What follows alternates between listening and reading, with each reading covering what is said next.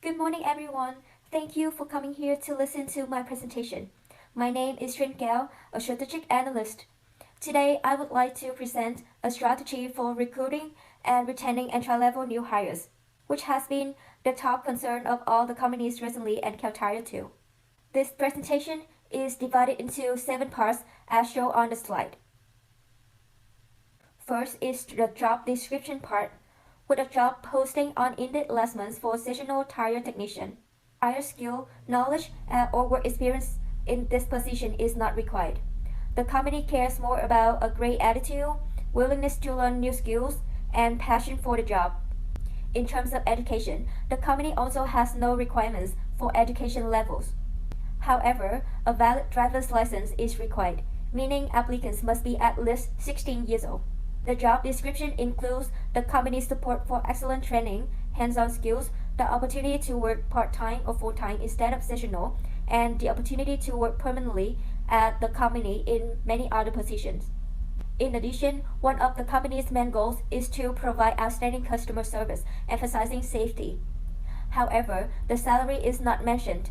Not mentioning salary in the job postings makes the hiring process take longer and frustrates the job seekers. Today, young people actively select business before applying for job. They use the internet to investigate the businesses. As for Caltire, there are numerous negative reviews on Indeed. Job seekers through the job sites always read them because they think that is the truth behind the flashy exterior of the big business. So, suppose Caltires aim to attract the new employees and retain talent. In that case, the average rating must be above 4 stars to create trust in new employees and ensure that the former employees leave with joy and mutual respect. Moving on selection. There are 6 steps in a primary selection process. In step 1 and 2, specific criteria and keywords are used to narrow down the number of applicants. In the interview step, the HR managers can ask some uncomplicated questions, but have to ensure that the candidates show their attitude and the interest in the job. After the interview, personality or moral tests may be given. However, this step is unnecessary for this position. After conducting the interview and can select the suitable candidates for the position, the job offer will be discussed. According to the job description that Caltire upload, the salary will be offered and both parties can negotiate during the interview. Before starting a selection process, the company and the human resources department need to come up with and agree on specific criteria to create fairness among all candidates. First and foremost are diversity and inclusion. Diversity is the abundance of many individuals in a collective. For example, diversity in age, nationality, skin color, or sexual orientation, and so on. Inclusion is when everyone is fully respected, recognized, and valued. Diversity and inclusion are linked, but the two concepts are different. At Caltire, potential candidates can be people in the good health as high school or college students, local or foreigner workers. In addition, the keywords that appear in the job application are also getting much attention because many companies now use the keyword screening software. For candidates applying for Caltire, the keywords such as passion, positive, willingness, and driver's license can be set for the program to scan applications. Next is socialization. In this part, I will talk about culture. Culture is seen as a mirror that reflects the working environment of an enterprise.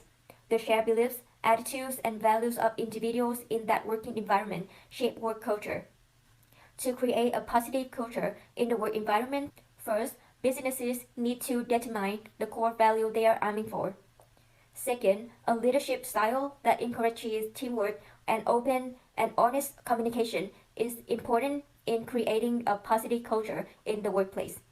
Third, a positive workplace is where all the employees are valued, evaluated fairly, supported, and given the opportunity to develop their talents. The final way is to set the clear goals and reward competent employees. The level of commitment and motivation in the workforce are the top factors that significantly contribute to the business success.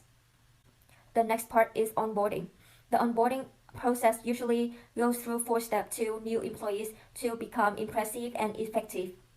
First is pre-onboarding, starting when the candidates accept the job offer and go through the necessary procedures to work at the company.